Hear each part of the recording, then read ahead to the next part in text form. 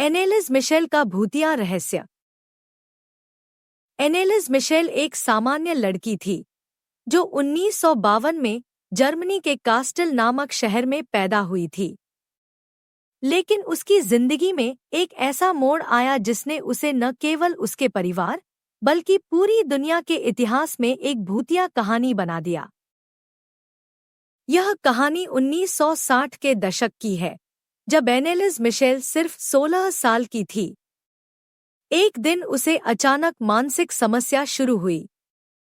वह दिन प्रतिदिन मानसिक और शारीरिक रूप से कमजोर होने लगी। कभी उसे अपनी आंखों के सामने काले साये नजर आते, तो कभी वह अजीब-अजीब आवाजें सुनने लगती। उसे यह महसूस होने लगा कि कुछ भूत प्रेत उसे घेर रहे हैं और धीरे-धीरे उसकी स्थिति बिगड़ने लगी। एनेलिस ने डॉक्टरों से इलाज करवाया, लेकिन कोई फायदा नहीं हुआ। उसकी हालत और खराब होती गई और उसके परिवार ने उसे एक पादरी से मिलने के लिए भेजा। पादरी ने उसकी स्थिति को देखा और यह निष्कर्ष निकाला कि वह किसी भूत प्रेत के कब्जे में है। पादरी और कुछ अन्य पादरियों ने मिलकर एनेलिस पर एक एक्सोर्सिज्म, भूत प्रेत भगाने की प्राचीन प्रक्रिया करने का निर्णय लिया। रात के अंधेरे में एक पुराने चर्च में एनेलिस को बांधकर उसकी जान बचाने की कोशिश की जाने लगी। वह चिल्लाती और बेतहाशा झूलती थी, जैसे कोई अनहोनी शक्ति उसे अपनी गिरफ्त में ले चुकी हो। उसकी आवाजें अजीब, डरावनी और असंभव सी लग रही थी। कभी वह खुद को शैतान के नाम से पुकारती, तो कभी उसकी आंखें ऐसी हो जाती जैसे कोई और व्यक्ति उसमें छुपा हो। एक रात एक्सोर्सिज्म के दौरान एनेलिस ने एक डरावनी बात कही, मैं वो नहीं हूँ जिसे तुम जानते हो। मैं उस दरवाजे से आई हूँ जिसे तुम कभी खोलना नहीं चाहते थे। यह शब्द पादरी के रोंगटे खड़े कर देने के लिए काफी थे।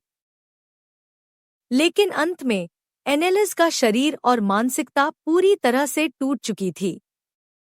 वह कमजोर होकर एक दिन मौत के गले लग गई। उसे उसकी जीवन की अंतिम यात्रा पर भेजा गया, लेकिन उसके जाने के बाद भी उसकी कहानी समाप्त नहीं हुई। उसकी आत्मा आज भी लोगों को परेशान करती है। कई लोग कहते हैं कि एनेलिस के भूत का डर अब भी उनके आसपास है। जिन स्थानों पर उसने दर्द और भय झेला था, वहां लोग अजीब आवाजें और साये महसूस करते हैं। कई लोग कहते हैं कि उन्होंने उसकी चीखें सुनी, जैसे वह किसी से मदद मांग रही हो। कुछ लोग दावा करते हैं कि एनेलिस की कहानी को न समझने और धार्मिक प्रक्रिया के नाम पर उसे मृत्युकाल की ओर धकेलने वाले पादरी भी अब पछता रहे हैं, क्योंकि एनेलिस की आत्मा उन पर हमेशा के लिए सवार हो चुकी है। क्या वह सचमुच शैतान के प्रभाव में थी या उसका दुख कोई और था?